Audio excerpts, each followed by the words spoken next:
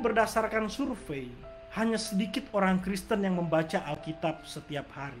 Kalaupun ada yang membaca, Bapak Ibu Saudara, hanya sedikit yang mengerti. Ini kelemahan orang Kristen nih. Rajin baca, tapi nggak ngerti. Karena apa? Nggak belajar. Nggak tekun belajar. Kalaupun ada yang mengerti berdasarkan pengertian sendiri. Ini nggak belajar dari bahasa aslinya, konteksnya, latar belakangnya. Dengan kata lain begini Bapak Ibu Saudara. Hanya sedikit orang Kristen yang serius mengimani apa yang ia imani. Kalau dia beriman kepada Alkitab, kalau dia serius beriman kepada Alkitab, harusnya dia baca Alkitab, dia belajar Alkitab setiap hari.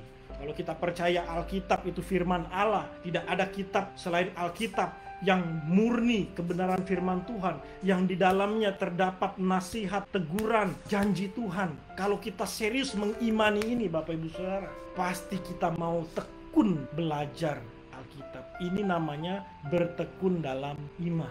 Akhirnya persoalan utama gereja, persoalan utama orang Kristen, bukannya nggak punya gedung gereja, bukannya jemaat yang sedikit, bukan persoalan manajemen gereja yang kurang profesional. Pada akhirnya persoalan gereja bukan itu Bapak Ibu Saudara. Persoalan gereja adalah malas baca Alkitab dan belajar Alkitab. Padahal Kristen yang normal seperti jemaat mula-mula Bapak Ibu Saudara, mereka tekun dalam pengajaran para rasul. Gereja itu tidak kekurangan sumber untuk membenarkan Alkitab. Siapa yang mengatakan Alkitab palsu? Kita punya sumber yang kuat untuk membuktikan bahwa Alkitab kita ini murni. Siapa yang mengatakan Alkitab kita terdapat kesalahan di dalamnya? Kita punya sumber yang kuat untuk membenarkan itu.